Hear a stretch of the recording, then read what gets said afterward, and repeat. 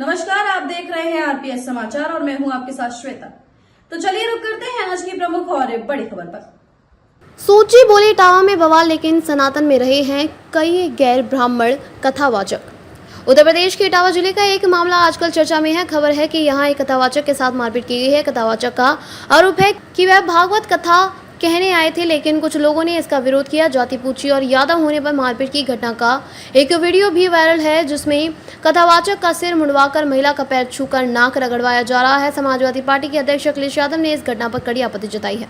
हालांकि इस घटना में लगाए गए आरोपों, घटनाक्रम के पीछे की वजह आदि जांच का विषय है, लेकिन पुराणों में ऐसे कई उदाहरण हैं जिनमें ऐसे कथावाचकों का जिक्र है जो ब्राह्मण नहीं है। वह मूल रूप से वेद पाठी नहीं है, लेकिन उन्हें वेदों सहित पुराण कथाओं का ऐसा ज्ञान था कि बड़े बड़े ब्राह्मण भी उनसे पुराण कथाओं को सुनने में अपना सौभाग्य समझते थे। सत्यनारायण कथा में आता है सूत जी का जिक्र। अगर आपने कभी सत्यनारायण कथा सुनी होगी तो ध्यान दिया होगा कि पूजन कराने आए पंडित जी अक्सर बोलते हैं कि सूत उवाच, यानी कि सूत जी ने कहा कि ऐसा कहकर वह कथा सुनाना शुरू करते हैं। दरअसल आप सभी लोग आज जो सत्यनारायण कथा सुन रहे हैं वह कभी सूत जी ने सुनाई थी। इसी सत्यनारायण कथा में यह भी पता चलता है कि यह कथा स्कंद पुराण के रेवा खंड में दर्ज है। सूत जी ने सिर्फ सत्यनारायण कथा ही नहीं बल्कि पूरा स्कंद पुराण ही सुनाया था।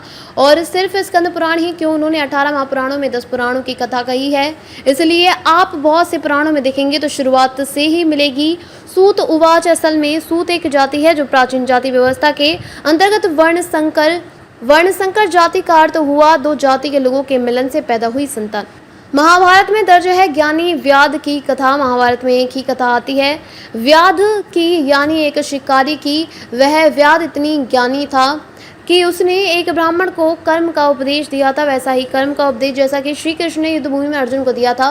व्याध के द्वारा दिए गए कर्म के इस ज्ञान को व्याध गीता के नाम से जाना जाता है। कृष्ण भी अर्जुन को इसी सत्य और विस्तार से महत्वपूर्ण हिस्सा और ज्ञान का प्रतीक है। वन पर्व में शामिल है। कहने का तात्पर्य है कि यह सनातन परंपरा में ज्ञानी होना, कथा कहना, भागवत भजन करने के लिए जाति कहीं आड़े नहीं आती है और भारतीय लिखित इतिहास में तो कहीं भी नहीं आई है। शबरी की कथा से कौन अनजान है। वह वनवासी आदि वाली भीलनी जाति की स्त्री थी, लेकिन महान ऋषि मतंग मुनि की शिष्या थी। ऋषि ने उन्हें सारे वेदों के ज्ञान का एक सार श्री राम नाम का तत्व दिया था।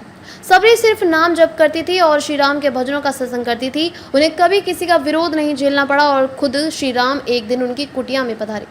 दैत्य हिरण्यकश्यप के पुत्र प्रहलाद को भी भक्ति शिरोमणि कहा जाता है। दैत्य कुल में जन्म लेने के बाद भी प्रहलाद भक्त हृदय था और ईश्वर सत्संग उसकी खूबी थी, उसका कर्म था। इसी बात पर तो उसका अपने पिता से विरोध था और जब यह विरोध हद से आगे बढ़कर जानलेवा तो उसकी रक्षा के लिए खुद भगवान आए थे। फिर इटावा तो खुद ब्रज क्षेत्र में आता है, वहीं ब्रजभूमि जहाँ श्री कृष्ण के सभी बाल सखा यादव गोप ही थे। उन्होंने उनके साथ खेल कूद किया, कई लीलाएं रची, खुद ही उनकी कथा में शामिल रहे। तो ऐसे में भी इटावा वाली घटना अगर सच है तो सिर्फ शर्मनाक है, यह सनातन का भी अपमान है। खबरों में अब तक के लिए बस इतना ही।